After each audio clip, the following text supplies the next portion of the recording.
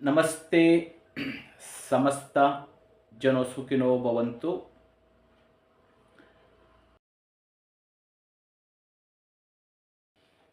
ನಮಸ್ತೆ ಇಡೀ ಭಾರತದ ಮತ್ತು ಕರ್ನಾಟಕದ ಸಮಸ್ತ ಜನತೆಗೂ ಮಕರ ಸಂಕ್ರಾಂತಿಯ ಆರ್ಥಿಕ ಶುಭಾಶಯಗಳು. ಪ್ರಿಯ ವೀಕ್ಷಕರೇ ಮತ್ತು ಬಂಧುಗಳೇ, ನಾನು ನಿಮ್ಮ ಟ್ರೆಡಿಷನಲ್ ಆಯುರ್ವೇದ ಅಷ್ಟ ಅಂಗ ಯೋಗ ವೈದ್ಯ ಯೋಗ ಗುರು ಕೆ.ವಿ. ಮಹಾದೇವ್. ಪ್ರಿಯ ಬಂಧುಗಳೇ, ನಿಜವಾಗ್ಲೂ ನಾವು ಭಾರತೀಯರು ಹಿಂದೂಗಳು ಮಹಾ ಮೂರ್ಖರು ಅನ್ನುವುದರಲ್ಲಿ ಯಾವುದೇ ಸಂಶಯವಿಲ್ಲ. ಯಾಕೆ ಅಂದರೆ, ನಾಳೆ ನಾವು ಏನು ಸಂಕ್ರಾಂತಿಯನ್ನು ಆಚರಣೆ ಮಾಡ್ತೀವೋ ಇದು ನಿಜವಾದ ಹಿಂದೂಗಳ ಹಬ್ಬ. ಯಾಕೆ ಅಂದರೆ, ನಾಳೆ ನಾವು ಸೂರ್ಯ ದೇವನಿಗೆ ಸಂಕ್ರಮಣ ಅಂದರೆ ಸೂರ್ಯ. ಬೆಳಗ್ಗೆ ಎದ್ದು ಬ್ರಹ್ಮ ಮುಹೂರ್ತದಲ್ಲಿ ನಮ್ಮ ನಿತ್ಯ ಕರ್ಮಗಳನ್ನು ಮುಗಿಸಿ ಸ್ನಾನ ಪೂಜೆ ಸಂಧ್ಯಾ ವಂದನೆಗಳನ್ನು ಮಾಡುವಂತಹದ್ದು. ಅದಕ್ಕಿಂತ ಮುಂಚಿತವಾಗಿ ಮನೆಯನ್ನು ಶುಚಿ ಮಾಡಿ ಮನೆಯ ಮುಂದೆ ನೀರನ್ನು ಹಾಕಿ ಸಗಣಿಯಿಂದ ತಾರಿಸಿ ರಂಗೋಲಿಯನ್ನು ಇಟ್ಟು ಮನೆಯ ಬಾಗಿಲಿಗೆ ತೋರಣ ಕಟ್ಟಿ, ಆನಂತರ ನಮ್ಮ ಸ್ನಾನ ಪೂಜೆ ಸಂಧ್ಯಾ ವಂದನೆಗಳನ್ನು ಮುಗಿಸಿದ ನಂತರ ಸೂರ್ಯನಿಗೆ ಸೂರ್ಯ ನಮಸ್ಕಾರಗಳನ್ನು ಮಾಡಿ 12 ನಮಸ್ಕಾರಗಳು, 12 ಮಂತ್ರಗಳು, 12 ಶ್ಲೋಕಗಳ ಜೊತೆಯಲ್ಲಿ ಮಂತ್ರ ಉಚ್ಚಾರಣೆಯೊಂದಿಗೆ ಸೂರ್ಯದೇವನಿಗೆ ನಾವು ಸೂರ್ಯ ನಮಸ್ಕಾರವನ್ನು ಮಾಡಿ ಬೀಜ ಮಂತ್ರಗಳ ಸಮೇತ ಬೀಜ ಮಂತ್ರ ಸೂರ್ಯನ 12 ಹೆಸರುಗಳನ್ನು ಉಳ್ಳ, ಸೂರ್ಯನಿಗೆ 12 ಹೆಸರುಗಳಿದೆ, 12 ನೇಮ್ಸ್.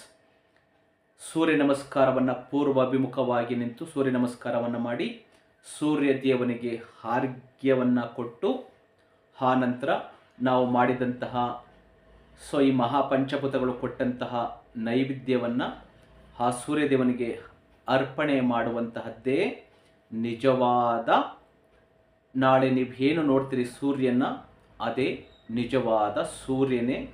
ಬ್ರಹ್ಮಾಂಡದ ಮಹಾಪಂಚಭೂತಗಳ ಸೃಷ್ಟಿಕರ್ತರಲ್ಲಿ ಒಬ್ಬರಾದಂತಹ ಸೂರ್ಯದೇವನಿಗೆ, ನಿಜವಾದ ಸೂರ್ಯದೇವ ಇಡೀ ಬ್ರಹ್ಮಾಂಡದ ಎಲ್ಲ ಕಡೆ ವ್ಯಾಪಿಸಿರತಕ್ಕಂತಹ ದೇವ.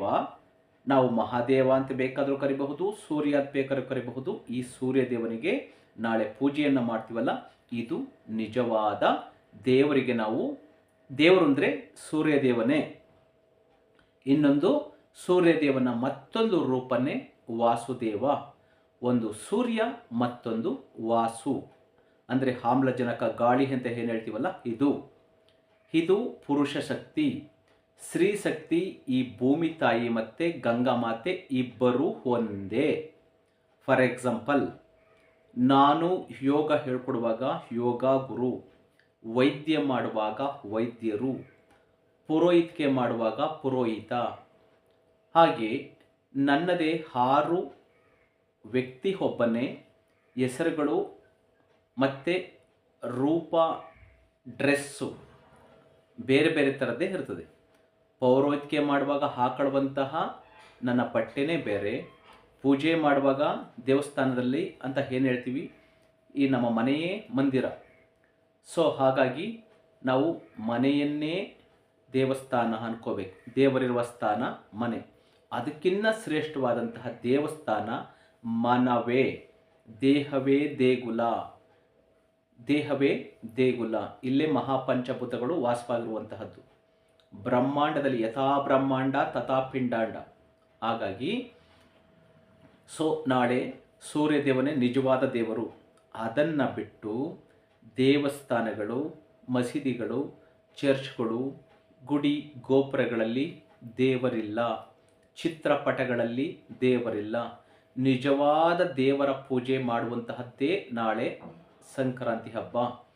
ಕಣ್ಣಿಗೆ ಕಾಣುವಂತಹ ವಾಸುದೇವನ್ನ, ಸೂರ್ಯದೇವನ್ನ, ಭೂಮಿ ತಾಯಿನ, ಗಂಗಾ ಮಾತೆಯನ್ನು ಪೂಜಿಸುವುದನ್ನು ಬಿಟ್ಟು ದೇವರ ದರ್ಶನ ಮಾಡ್ತೀನಿ ಅಂತೇಳಿ ಹಣ ಕೊಟ್ಟು ಟಿಕೆಟ್ ತಗೊಂಡು ಕಾಲು ತುಳಿತಕ್ಕೊಳಗಾಗಿ ಹೋಗಿ ತಿರುಪತಿನಲ್ಲಿ ಸಾಯ್ತಿರಲ್ಲ, ಅಥವಾ ಬೇರೆ ದೇವಸ್ಥಾನಗಳಲ್ಲಿ ಹೋಗಿ ಲಕ್ಷಾಂತರ ರೂಪಾಯಿ ಖರ್ಚು ಮಾಡಿಕೊಂಡು ಹಣ ವ್ಯರ್ಥ, ಸಮಯ ವ್ಯರ್ಥ, ಸೊ ನಿಮ್ಮ ಪ್ರಾಣಕ್ಕೂ ಕೂಡ ಹಾನಿ ಮಾಡಿಕೊಂಡು ಮೂರ್ಖತನದಲ್ಲಿ ಇಲ್ಲದ ದೇವರನ್ನು ದರ್ಶನ ಮಾಡ್ತೀವಿ.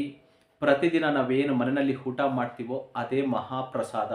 ಅದನ್ನು ಕಣ್ಣಿಗೆ ಹೊತ್ಕೊಂಡು ಊಟ ಮಾಡಿ, ಅದೇ ಪ್ರಸಾದ. ಹೊರಗಡೆ ಎಲ್ಲೋ ಯಾರೋ ಮೂರ್ಖತನದಿಂದ ಮಾಡಿ ಅದನ್ನು ಪ್ರಸಾದ ಅಂತ ಕೊಟ್ಟರೆ, ಅದನ್ನು ಹಣ ಕೊಟ್ಟು ಕೊಂಡ್ಕೊಂಡು ಬಂದು ಅದನ್ನು ಪ್ರಸಾದ ಅಂತ ಹಂಚುತ್ತಿರಲ್ಲ, ಇದು ದಡ್ಡತನದ ಪರಮಾವಧಿ. ಸೊ ದಯಮಾಡಿ ಮುಂದೆ ಆದರೂ ಇಂತಹ ಗುಡಿಗಳಿಗೆ, ಗೋಪುರಗಳಿಗೆ, ಮಸೀದಿಗಳಿಗೆ, ಮಂದಿರಗಳಿಗೆ, ಚರ್ಚ್ಗಳಿಗೆ ಹೋಗುವುದನ್ನು ಬಿಡಿ. ಧರ್ಮ, ಜಾತಿ ಅಂಥೇಳಿ ಸೊ ಮೂಢನಂಬಿಕೆ, ಸೊ ಈ ಬ್ಲೈಂಡ್ ಬಿಲೀವ್, ಕುರುಡು ಅಂಧಕಾರಕ್ಕೆ ಒಳಗಾಗಬೇಡಿ.